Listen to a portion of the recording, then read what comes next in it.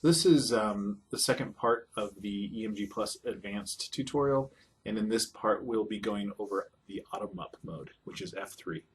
So Auto MUP offers two automated analysis programs. One is multi-MUP analysis, and the other one is firing rate analysis, or an automated recruitment ratio calculator. So I'm going to start with multi-MUP analysis, and like you saw in part one, volitional mode has a lot of nice abilities to collect a lot of motor units, and you have a lot of control over what motor units are collected. Auto MUP is just a way to collect a lot of motor units from a muscle very efficiently. So this is really designed to be constantly analyzing your EMG run and pulling out motor units as you go and adjust the needle. So it's very hands-free, and it's very kind of automated. All the analysis is happening live while the needle is in the patient, so you can make decisions while the patient's still in the room.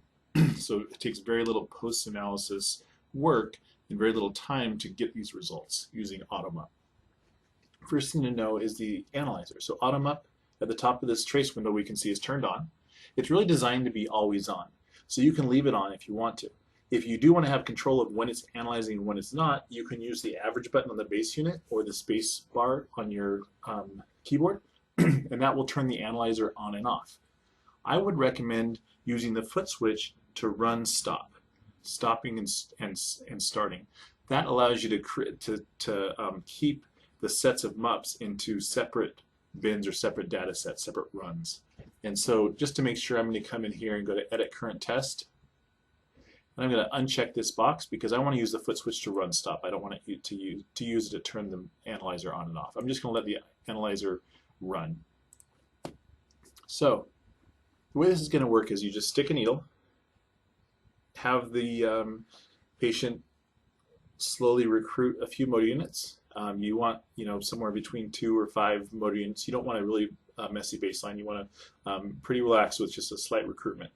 And then I'll let the analyzer collect whatever motor units it sees and then adjust the needle and move on.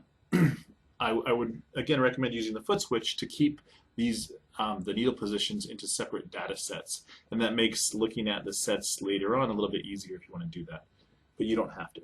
So I'm going to go ahead and run some data. So all you have to do is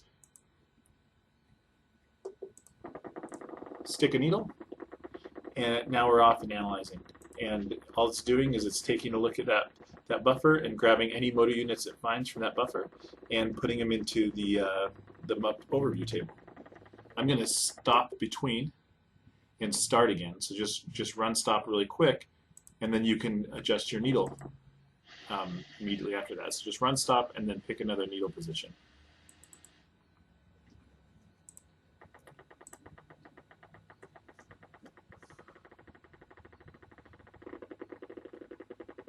So here we're getting a couple more motor units, and once it's captured a couple, now I want to adjust my needle.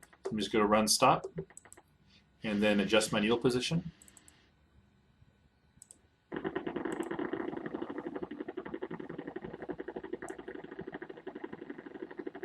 And get a few more. And run stop and adjust my needle position. And we'll get a few more.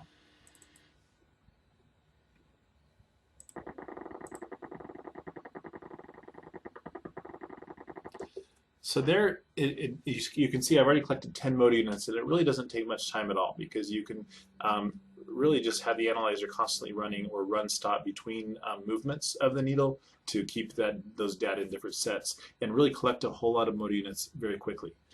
Once you have the motor units collected, then you can go ahead and go to your View 2, which we have set up for analyzing and looking at the data. So I'm going to push View on the base unit, or View here. And here in Auto MUP we have a few other windows turned on. You can turn these on in volitional mode as well. But just to explain what these other windows are, is it's just another way to look at the results. So again, I have the full results table, and I'm gonna simplify this again a little bit, just to what's interesting to me. And then I'm going to come in here. I'm just going to look at duration and amplitude and firing rate for now. So here's our results table. These are just different ways of looking at the data. So the amplitude versus duration plot, this is nice because it's showing you the amplitude over the duration, and it's plotting each motor unit in this plot. So you can see they're all in a similar, duration and amplitude range.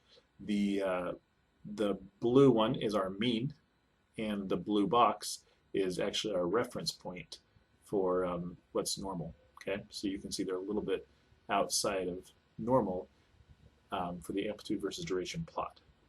For the histogram is very similar to the results table. It's just showing the data in a different way. So I'm going to minimize this. Again, I'm just looking at duration and amplitude. So here I'm seeing duration in milliseconds across the bottom, and each box is a mode unit. So I can see all the mode units are pretty closely matched in very similar durations. And then here I'm seeing amplitude, and again in millivolts across the bottom. So all the amplitudes are less than a millivolt, somewhere between 500 and I think 800 millivolts. This is a nice way to quickly look at all your samples because each one of these represents a mode unit. If you happen to have a mode unit that has, for example, it's an outlier for some reason. So you see a mode unit like this one here, you can easily click on it. So each one of these you click on, and you can look at it and see if you agree with where the cursors are placed. So in this case, it said this duration was really long, and I could see, no, I don't really agree with those. So it's really quick way to see and look and see if your data looks like it makes sense. So again, it's just another way to look at the data, whether you're looking at it this way or this way. It's whatever your preference is.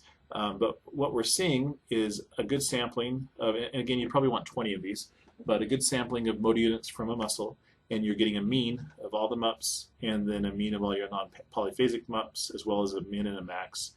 And actually, I want max here. And then you can see how many MUPs you've collected, how many are polyphasic, and percentage of them are polyphasic. So AutoMUP is really just designed for multi-MUP to gather a bunch of mode units very quickly. Now what may happen sometimes is it may gather duplicates. So it's really easy if it does. So if you felt like, for example, I don't think these are in this case, because if you look at them, I think they are different mode units. I click on it and I can see it here. But if you felt like one of these were duplicates, all you have to do is go and right-click on it, and it excludes that from the data set. So just right-click, and then right-click again and bring it back. If you want to exclude it completely so you don't see it anymore, in the cogwheel you can set it up so it doesn't show the excluded MUPs. So that way if you want to exclude something, right-click and it just totally disappears. Okay? So it's very easy to go through and exclude MUPs. So once you've collected your 20 or 30 MUPs, all you have to do is go into, I'd probably use View to go through and exclude any that look like duplicates. This is why I like using run stop, because you can see which runs they come from. So you can see 1.1, 1.2, 1.3 were all one needle position.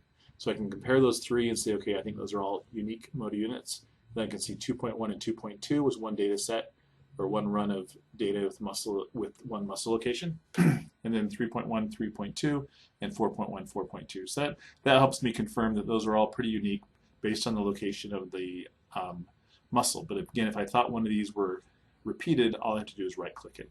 And the second thing I want to do is just make sure that I agree with all the duration markers. And you can see them in the purple. You can actually just move them right here if you want to adjust your duration marker there, or you can move them here to adjust the duration marker. And this is where this is nice, because you can click on a mode that may look like an outlier and just make sure you agree on where the duration markers are. The amplitude is pretty easy for us to analyze, but the duration is a little bit tricky when you have a noisy baseline and you're averaging multiple mode units. So that is multi-MUP analysis with the AutoMUP mode. And you can then go on to another muscle and do the same thing in another muscle. But the key here is we're just trying to collect several mode units from different parts of the muscle as quickly as possible and analyzing all those automatically. So then all that's left for you to do is exclude a few and maybe adjust some cursors if needed to get your final results for that muscle. The second thing you can do with AutoMUP mode is firing rate analysis. So for firing rate analysis, I'm going to go back to View 1. And I'm going to actually, it's a window that I don't have turned on, so I'm just going to right-click and turn on firing rate analysis. Now what this is it's a way to measure your recruitment ratio. So it's really just a calculator to calculate your recruitment ratio. And I'm going to start with something simple, so let's just start with just 2 mode units. So in this data set, we had 2 mode units. We saw the first one was firing here, and this is the firing rate. So this is the firing rate here. So this first mode unit, the green one, was firing here at 12.4 hertz the second motor unit came in. So the recruitment ratio is is 12.4, okay, and then divided by 2, right? And that would give us this number, which is like 6.2. Okay, so this white line is our recruitment ratio. What you see here is the normal range, the blue one. You can actually adjust that based on whatever publication you want to follow, but currently we have the reference limit set at 5. So anything above 5 is a little bit abnormal. So what's nice about this is you can actually do this live. So while you're acquiring data, so I'm just going to bring up a data set here.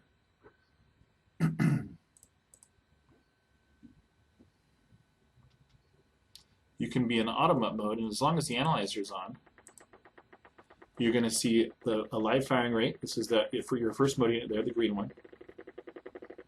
And then the second motor unit just came in, and we're immediately getting a recruitment ratio. So here you can see the firing rate of the first motor unit, and at the max firing rate, the second motor unit came in, and we did that division of the firing rate divided by the amount of motor units, which is 2, and that gives you your recruitment ratio. And you're getting that recruitment ratio live and adjusting as you go over time. And what's really powerful about this tool is you can do more than 2 motor units. So let's say we had multiple motor units firing.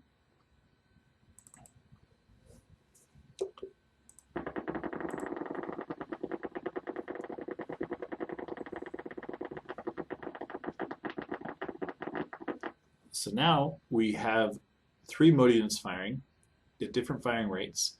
All you have to do is take the maximal, the firing rate at any given time of the fastest firing rate and divide it by the number of motor units firing. So this line at any given point is showing you the recruitment ratio of these 3 motor units. So again, a really nice tool to see things on the fly when you can make the decision. So it doesn't take any post-analysis or any extra time to get this information, and we're automatically calculating your recruitment ratio and kind of this firing rate analysis. You can actually see, if you right-click and add the firing rate results, you can see the results. So for all the different runs of data that you do, a run is, again, anytime you run and stop, it saves that as a run. You can see the recruitment ratio for all those different runs and the firing rate for the different motor units that it found firing. So again, this is a nice tool. It's a work in progress, so you want to have pretty clean data to trust it. It may not recognize every motor unit, but it's a nice way if you're getting some clean motor units, it'll do a good job of calculating your recruitment ratio for you, so you don't have to do it manually. And that is auto MUP mode. Again, any of these result tables in your View 2, you can have these stored into your report. You can have the MUP stored into your report. When you go to tab data and you look at these muscles, this is what's actually going to show up in your report. So if you want to store the histograms or the results table, this is the one you want to set up how you want it in your report. So just turn off any values that aren't important to you in this table in tab data, and then that way your report will just show the data that you are interested in seeing. So set that how you want it. Again, with the if you do want to see the histograms in the report, same thing. Just turn off the histograms that you don't care about, and just leave the ones you do, and those are the ones that will generate in your report. As well as, if you want, all the different individual MUP traces can be shown in your report. So that's auto MUP mode. The last mode that we'll talk about is interference pattern analysis.